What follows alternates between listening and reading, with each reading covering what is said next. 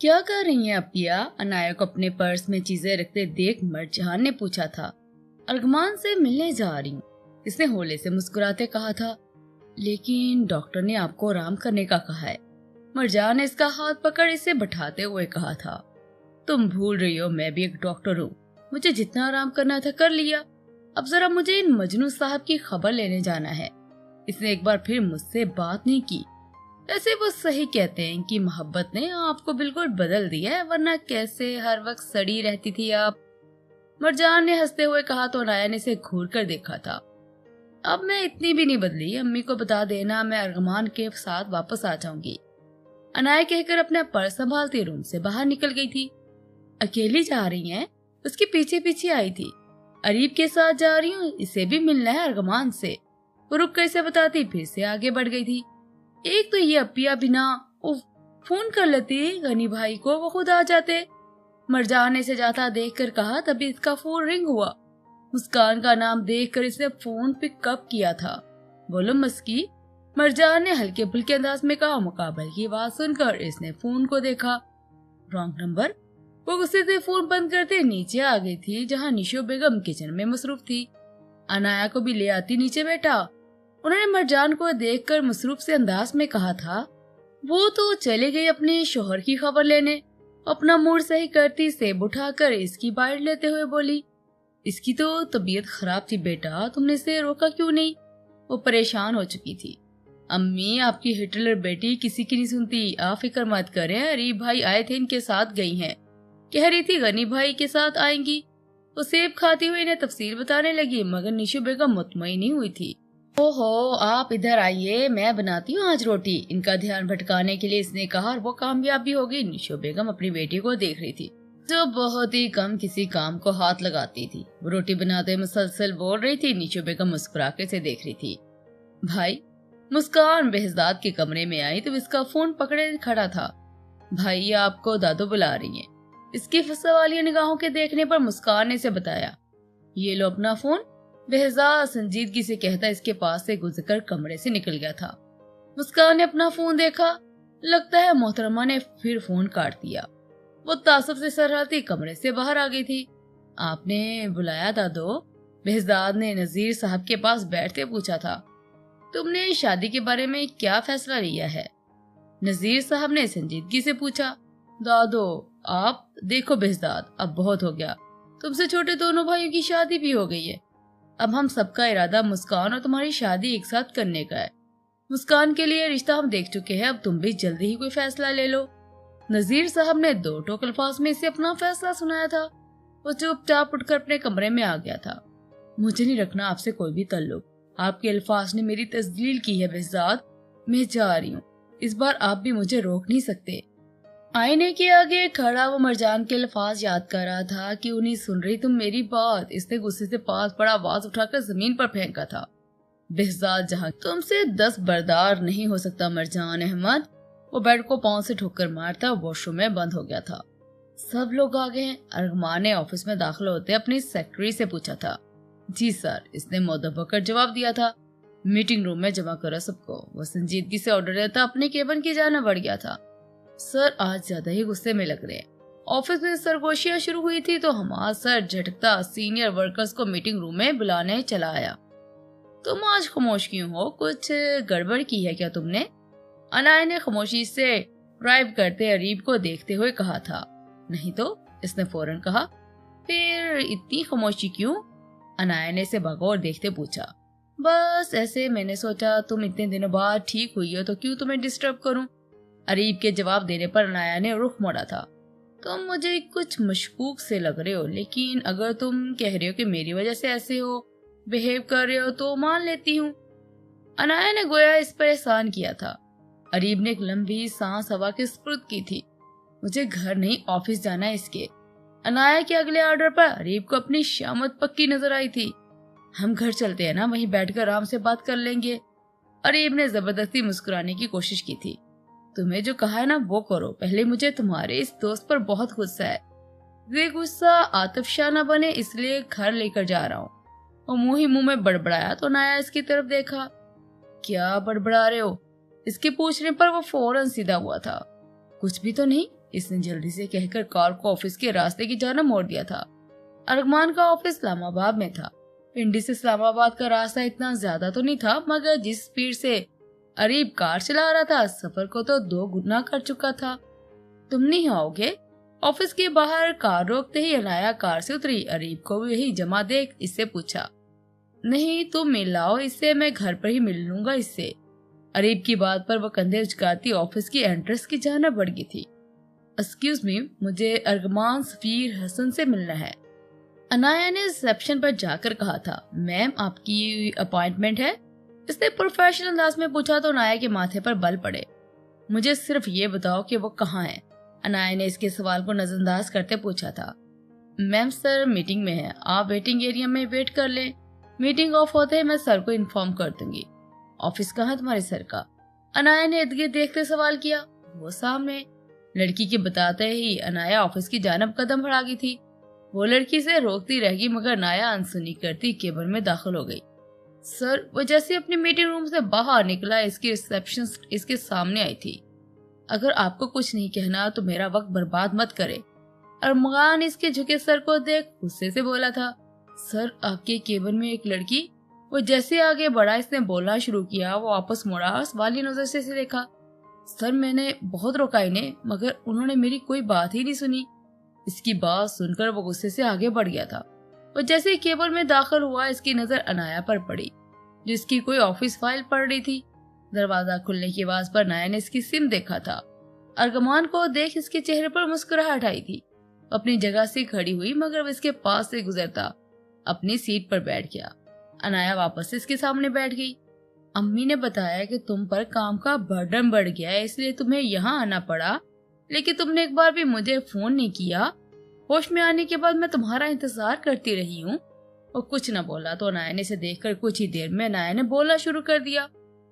15 दिन हो गए मुझे हॉस्पिटल से डिस्चार्ज हुए। मिलने ना सही, मगर तुम एक फोन तो कर ही सकते थे ना मुझे। अनाया के शिकवा करने पर वह ये अंदाज में हंसा। अनाया ने नासमझी से देखा। तुमसे राब्ता ना करने और मेरे यहाँ होने का मतलब यही अनाया कि अब मैं तुम्हारे साथ मजीद आगे नहीं चल सकता। इसकी नासमझी से देखने पर अरगमान ने कहा था, क्या मतलब है तुम्हारा इस बात से? अनाया के चेहरे के तासरात फौरन बदले थे। वही जो तुमने सुना है, बल्कि तुम खुद भी तो यही चाहती थी ना, तो अब ऐसा रिएक्शन क्यों? अरगमान को इस पर गुस्सा आया था जब इसके सामने ऐसे रिएक्ट कर रही थी कि इसने कुछ किया ही ना। मैंने ऐसा कब कहा तुम्हें? अनाया ने स्पार्ट चेहरे के साथ पूछा था। इस एक पल को लगा था खुद को 1 साल पहले वाले हॉल में बंद करने में। हमारी शादी के दिन तुम्हारा ये मैसेज इस बात का सबूत था कि तुम मुझसे भाग रही थी। अरगमान ने अपना फोन इसके सामने फेंका। अनाया ने फोन उठाया और एक नंबर मिलाना शुरू किया। अरगमान इसे ही देख रहा था। कैसा है गनी, इतने दिनों बाद याद किया। दूसरी जानब अरीब की खुशगवार आवाज सुनाई दी, जिसने जानबूझकर बनाई थी। अनाया बोल रही हूँ, फौरन अंदर आओ। अनाया ने फोन बंद करके इसकी जानब बढ़ाया था, जिसे पकड़ने के लिए अरगमान ने हाथ आगे बढ़ाने की जहमत नहीं की थी। तुम जा सकती हो, बहुत जल्द तुम्हारी आजादी का परवाना तुम्हें मिल जाएगा। अरगमान ने खुद पर जब्त करते बहुत मुश्किल से वो अल्फाज अदा किए थे। तो तुम मुझे तलाक दोगे?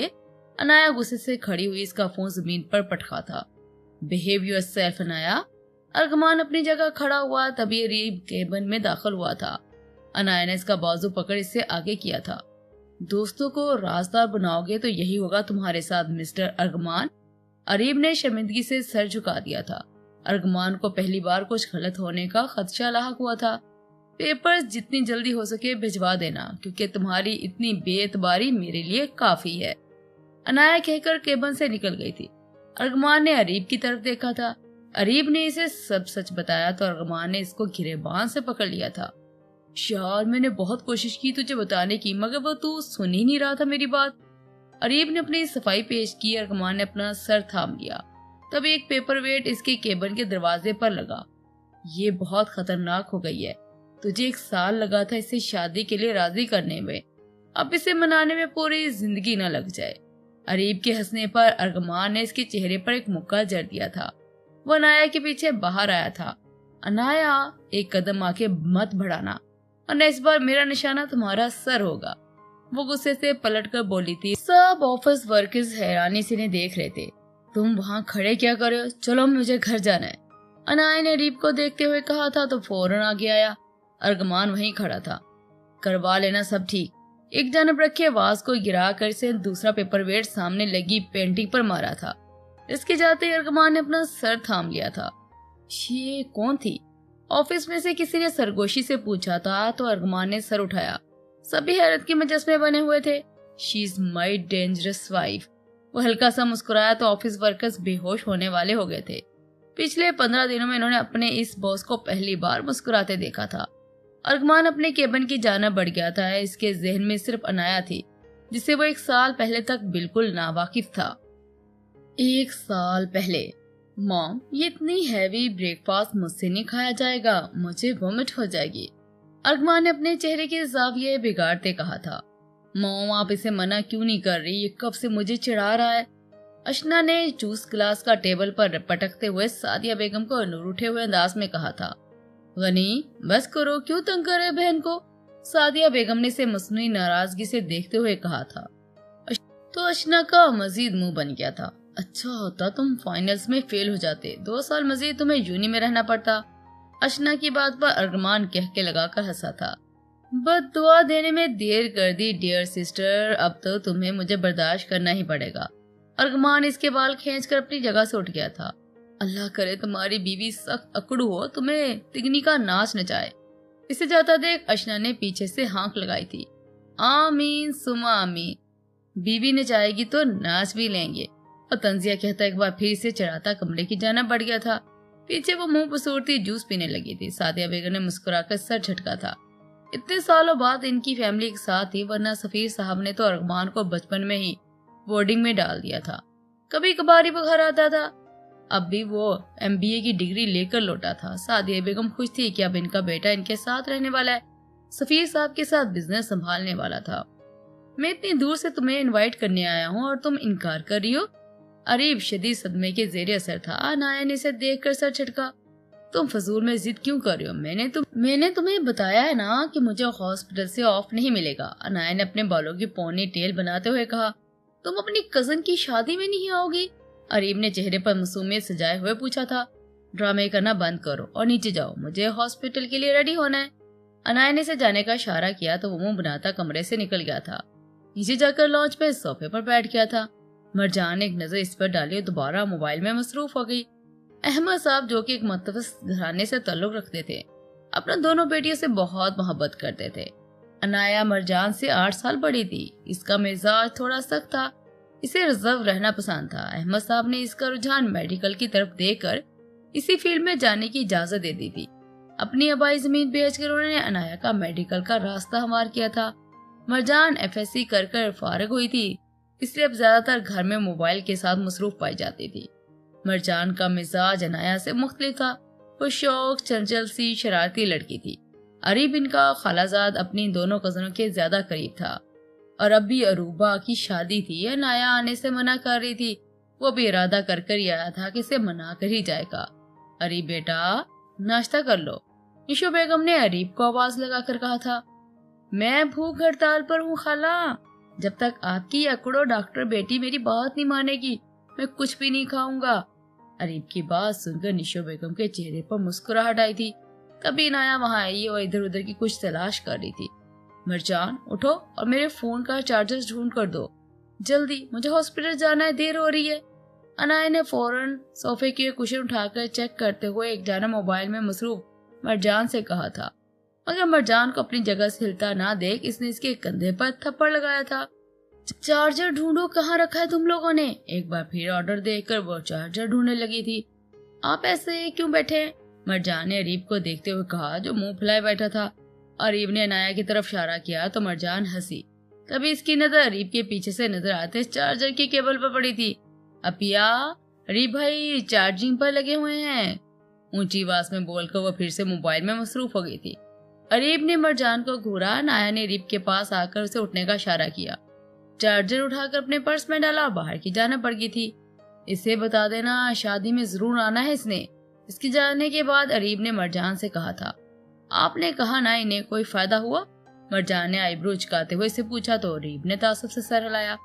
फिक्र न करें, डॉक्टर अनाया अहमद को शादी में लाने की जिम्मेदारी मरजान अहमद की है और वहाँ डांस फ्लोर की जिम्मेदारी आपकी। अगर मंजूर है तो डन करें। मरजान ने अपना दायां हाथ इसके आगे फैलाया था तो रीब ने मुस्कुराते हुए इसके हाथ पर हाथ रखकर डन का इशारा किया था। मुझे आपका नागंडास देखना है। मरजान की मासूमियत से कहने पर रीब ने फौरन अपना हाथ वापस लिया था। मरजान कहके लगाकर हंसी थी, मजाक कर रही थी। इसकी बात सुनकर रीब को तसल्ली हुई थी। तुम्हारा फोन आ रहा है। अरीब ने इसके मोबाइल पर मुस्कान का नाम ब्लिंक होता देख कर कहा था। मस्की का फोन? मरजान खुश होती फोन पिक कर वहां से उठकर चली गई थी। अरीब ने हैरत से जाते देखा था। कैसी हो मस्की? मरजान ने मुस्कुराते हुए पूछा था। मैं बिल्कुल ठीक हूँ, तुम बताओ आगे क्या करना? अब तो रिजल्ट भी आ चुका है हम दोनों का। मुस्कान ने परेशान होते पूछा था। यार इतनी भी जल्दी क्या है, आराम से सोचने दो, हमें किस फील्ड में जाना चाहिए। मरजान ने अंदाज सरसरी सा था। नहीं ना, हमें आज ही फैसला लेना होगा वरना भाई मेरा दाखिला BS मैथ में करवा देंगे। मुस्कान की हालत रोने वाली थी। तुम्हारा भाई पागल है क्या? जो सब्जेक्ट तुम्हें नहीं पसंद वो कैसे फोर्स कर सकते हैं वो तुम्हें पढ़ने के लिए? मरजान को भी गुस्सा आया था। वो कह रहे हैं मैं हेल्प करूंगा पढ़ने में। मुस्कान ने बेहजाद के अल्फाज इसे बताए। जी नहीं, हम दोनों को पूरा हक है अपनी मर्जी से सब्जेक्ट चुनने का। तुमने बताया था कि तुम्हारे दादो तुम्हारी हर बात मानते हैं, तुम इनसे बात करो, नहीं तो मेरी बात करवाना। शीशे में मैं खुद ही उतार लूंगी इन्हें। मरजान ने चुटकी बजाते हल पेश किया था। भाई को उतारोगी शीशे में? वो तो असल विलन है। मुस्कान ने मुंह बनाते हुए कहा क्योंकि इसने बेहजाद को सीढ़ियां चढ़ते ऊपर जाते देखा था। मेरे घर में एक हिटलर है, तुम्हारे हिटलर तुम्हें मुबारक हो। बस तुम अपने दादों से मेरी बात करवा देना, मरजान अहमद इन्हें राजी कर ही लेगी। मरजान के उतराकर कहने पर मुस्कान मुस्कुराई थी। भाई बुला रहे हैं मुझे, बाद में बात करती हूँ। बेहजाद ने इसे ऊपर आने का इशारा किया तो वो मरजान को बताती फोन बंद कर टेरेस की जानब चल दी थी। जी भाई? इसके पीछे खड़े होकर इसने आहिस्ती से पूछा था। बेहजाद जहांगीर, हमाद जहांगीर, अब्बास जहांगीर, तीनों भाई मुस्कान से बड़े थे। बेहजाद इन सबसे बड़ा था और संजीदा तबीयत का मालिक था। बाकी तीनों भाई तो फिर भी मुस्कान के साथ हंसी मजाक कर लेते थे, मगर बेहजाद ने कभी अपनी सीरियस तबीयत के बरक्स कुछ न किया था। वो सबकी केयर करता था मगर कभी भी शो नहीं करवाया था। अब भी इसने मुस्कान की मर्जी जानने के लिए इसे बुलाया था। क्या सोचा तुमने, आगे क्या करोगी? इसने पूछा तो मुस्कान उंगलियां चटखाने लगी। बी सीरियस मुस्कान, 10 दिन हो गए हैं तुम्हारे रिजल्ट को आए हुए और कितना वक्त लोगी डिसाइड करने में? बेहजाद ने इससे पूछा था। आपको जो ठीक लगता है इसमें दाखिला करवा दें, मुस्कान कहकर वापस मुड़की थी। बेहजाद ने इसे जाता देख रुख मोड़ लिया था। मुस्कान ने रोते हुए एक बार फिर मरजान को कॉल कर ली थी। नतीजा मरजान ने लड़कियों के हुकूक पर नजीर साहब से लंबी गुफ्तगू की और फैसला अपने हक में करवा लिया था। Ghani, what pleasant surprise. शादी के फंक्शन स्टार्ट हो चुके थे, आज मेहंदी थी। अरमान कुछ देर पहले वहां पहुंचा था। अरीब तो इसे देखकर ही हैरान हो गया था। मैंने सोचा तुम इतनी इसरार कर रहे हो, तुम्हारी खुशी का ख्याल करते हुए आज हूँ। अरमान ने एहसान करने वाले अंदाज में कहा था। बस हो गया शुरू, चल अंदर, अम्मी बहुत खुश होंगी तुझे देखकर। वो इसका हाथ पकड़ अपने साथ लेकर आगे बढ़ गया था। एक रूम से आती आवाजें सुनकर इसने अरीब को रोका था। क्या हुआ? अरीब ने इससे पूछा। यहाँ क्या हो रहा है? अरमान को तजस्सुस हुआ था। यार आज के फंक्शन के लिए डांस ग्रुप को बुलाया है, वो लोग प्रैक्टिस कर रहे। अरीब ने इसे बताया तो अरमान आ गया। खिड़की का पर्दा सिरका होने की वजह से इसे अंदर का मंजर साफ नजर आ रहा था। 1 2 3 टर्न, 1 2 राउंड। अनाया एक डांसर के साथ डांस स्टेप सीख रही थी। अरमान बेखुद सा इसे देख रहा था, जिसके चेहरे पर हल्की सी मुस्कुराहट थी। इसके खुले बाल इसके घूमने पर बार बार इसके चेहरे के आगे आ रहे थे। क्या हुआ, चल अब। अरीब की आवाज पर जो टिकटिकी बांधे अनाया को देखने में मगन था, होश में आया। अरीब इसे अपने साथ तैयबा बेगम के कमरे की जानब ले गया था। अरमान बार बार पीछे देख रहा था। जी दोस्तों, फर्स्ट एपिसोड कैसा लगा? अच्छे लाइक होंगे तो जल्दी अगला एपिसोड आपको मिल जाएगा, तो वीडियो को लाइक